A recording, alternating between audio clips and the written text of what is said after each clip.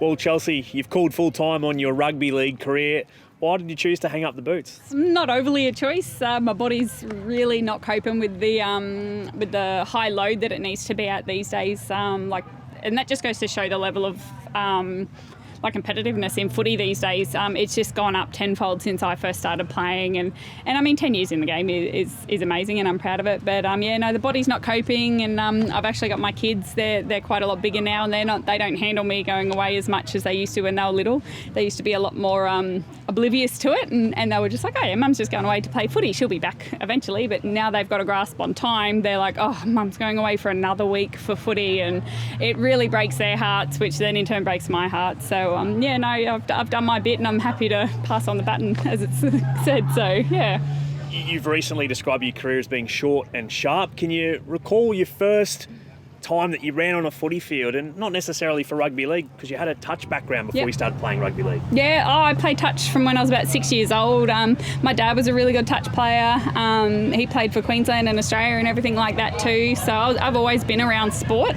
I've always been around rugby league as well. I've got 3 brothers. 2 of those went really far in rugby league too. So I've always been around it. And then when I was about 24, after I'd had my kids, we found out that they were making a rugby league team in Gladstone. I was like, oh, well, I got a touch background. I know the coach that's putting it together and a couple of the girls, so I'll go down, and I gave it a go and ran on at centre to start with. My plans were to be the hooker, but they'd already picked somebody for that, so I was like, oh, bugger, I'm going to be a centre, that's rough. And then ended up being, only a couple of weeks in, ended up being a fullback and never looked back from there. Like, I was hooked from, the first game until this season, totally hooked. Like, it's been my life for 10 years. So it was really good. And of course, the pinnacle was reaching the green and gold at that international level and winning the World Cup in 2017. Yep.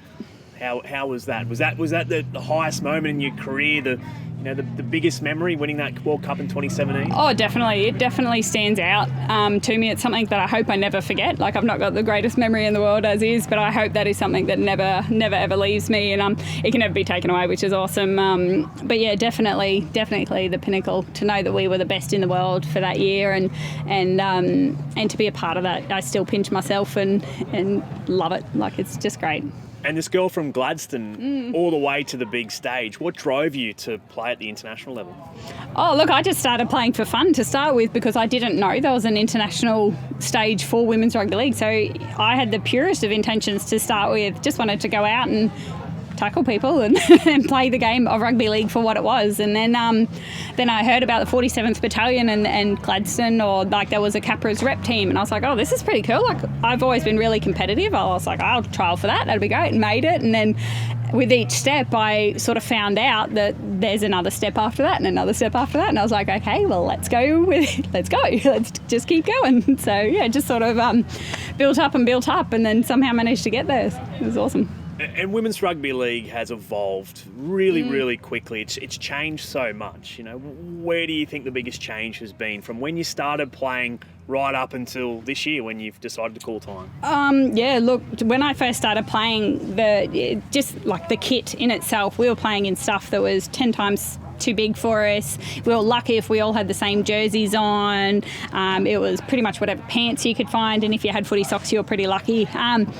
To come to the World Cup, where we got paid to play, and all of our accommodations and flights and camps and everything was paid for, I couldn't believe it. Like, it was just such a massive step, and all of that happened in like 4 years. It's such a huge thing. So it's come so far, and then 4 years on from World Cup to now, it's come even further. It's done another huge big step. Obviously, COVID's had a massive impact on how far we could have gone. Like, they could have pushed it so much further, but they're still taking leaps and bounds forward, and it's so good for the game, and I'm so excited for the girls that are coming through now. You've just got a small little resume of what you've achieved over time. You made your Queensland debut in 2015 when it was the Nellie Doherty Cup, and I believe you scored on debut as well. That's the only try I've ever scored for Queensland, which is sad but exciting at the same time. Like, my family drove from all over Queensland. I've got a brother in Mackay, so my family drove from the Sunshine Coast all the way to Mackay to then meet with him, and then they all drove to Townsville to come and watch me, which was so special to know that they were there and watching and cheering and to score. It was amazing. It was so good.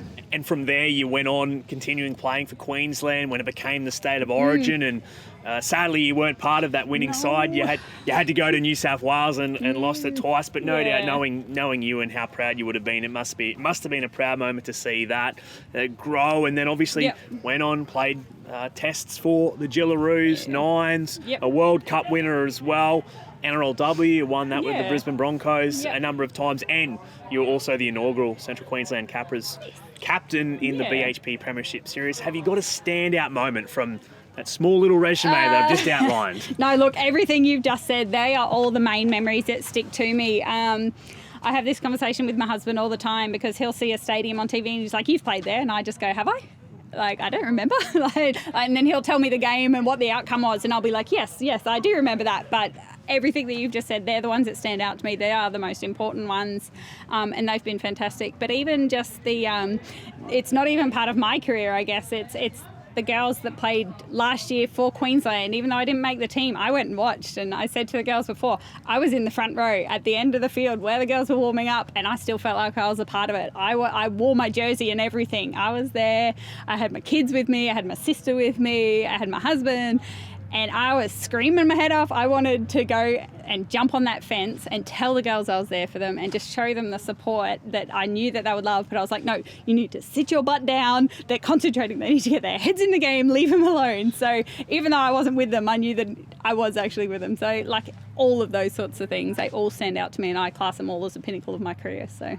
Rugby league's always an emotional roller coaster, and your career has been no different. Yeah. What's the biggest thing that you've learned out of playing the game at an elite level? Is to keep it simple. Honestly, I can't remember which coach told it to me, and they probably all told it to me. And it was just that the 1%ers are like 99% of our game. It was just go home, just work on catching and passing. Go home, just work on a little bit of kicking, and just the simplest things will get you the furthest. And then I remember going to some of my first elite camps, and I was freaking out that it was just going to be all so full on, and like it was just going to be all this really fancy, tricky stuff. And then we just did all the same stuff that we'd always done. It was just way more crisp. And I was like, you're kidding me. Like, no, like this is so simple. And so, that was like probably some of my best advice was just to go and work on that small stuff and just make yourself the best at that stuff. And that's what makes you the best in turn. So. What does the future hold for you now that you've hung up the boots? Oh, back to being a mum. I've got both of my kids. They're both quite sporty, and my little fella, he's right into his rugby league and his touch as well. He's made rep teams this year for both of those, and they're both into little athletics. And so it's back to mum life, which is to some people is probably quite boring, but to me, I'm actually really excited because I think it was the World Cup year I spent 3 or 4 months away from home. If you added up every trip and every weekend away I had to have for footy, it added up to like 3 or 4 months of the year that I was away. So I'm taking all of it in. I've gone back to work part-time, and just taking every afternoon is taken up with kids' sport now. Instead of me trying to rush to my footy training and then to my husband's and then to my kids' one, it's all just me concentrating on the kids and the husband now, so which I'm really happy for. Well, you famously dyed your hair for whatever whatever team that you used to play for. Will you do that now with your kids' teams, do you think? I wish. No, I've got a big girl job. I call it my big girl job now because I work in pharmacy, so I've got to have boring hair. It was great when I worked for the NRL, and they actually encouraged all of it. Keep your hair, keep it going, keep it matching all your jerseys, which started off as a bet actually with Brad Donald. I had a little bit of pink hair and that turned to purple. And he'd seen both, and he goes, well, what if you make the Australian, what if you make the World Cup team? Will you dye it green? And I just said, ew, no. Why would you want green hair?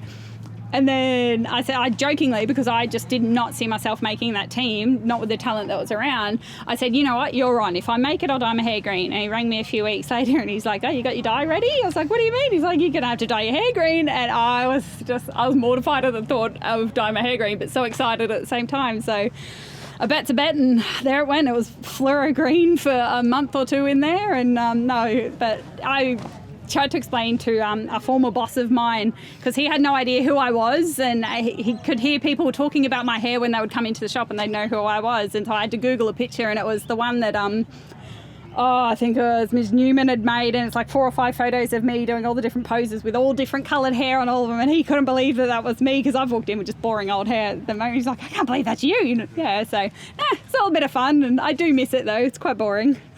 Well, maybe you're not going to tell the next Chelsea Baker to dye their hair, but what advice have you got for the next up-and-coming fullback or winger who might be from a regional centre like Gladstone? What would you love to tell them? Just to take every opportunity that they can. Don't sit back and think, oh no, I'll go to the next one, or think, oh no, I'm not good enough from that, or I'm from a regional town, I can't be as good as those city girls, because you can be. I mean, I grew up around Brisbane and I played a lot of sport down there, and then I moved to Gladstone, and that's where I made a name for myself. And I said before, like, so many people ask me, when are you going to move to Brisbane? Like, are you going to move down there to play for this team and this team? I was like, well, no, I'm staying here. I'm playing for my club team. I'm staying with my family, and I'm going to do it all from here. And so, I would just say to give it everything you've got at every single one of these little clinics that you go to. Just get out there, get your name out there, and just keep showing up. Well, Chelsea, it's been a fantastic career. Thank you very much for your time. Congratulations on all you've achieved, and well done on paving the way for people here in Central Queensland, from one proud Central Queenslander to another. Thank you for all you've done, and best of luck to whatever might unfold in your next phase of life. Yes, thank you. I've loved every minute of it, so thank you guys very much.